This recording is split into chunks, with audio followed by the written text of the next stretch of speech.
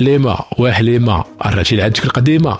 ايوا بحال ديما. انت دابا راس الركبه هو اللي غادي تخرج الناس للشارع، مالك ما دويتي فاش خرجوا يحتفلوا مع المنتخب ولا فاش احتفلوا بالقرار التاريخي ديال مجلس الامن؟ ديك الساعه درتي راسك زيزون. داكشي كاع ما فيه ميمي، انا خاصنا شي حاجه اللي فيها الكذوب وتزوال الحقائق واثاره الفتن، هذا هو الاختصاص ديالي. اختصاص بوب بوب بوب بوب.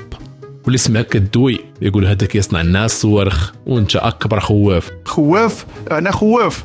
انا راني عسيله. عسيله؟ غير اجي وكون عسيله استرا نعد والديك. الاخ عسيله من هذا؟ نهضر واحد طبع حاشاك، انا ما عنديش كاع التليفون باش نتفرج فيه وغير نهضرتو بين مطبع يا ربي السلامه.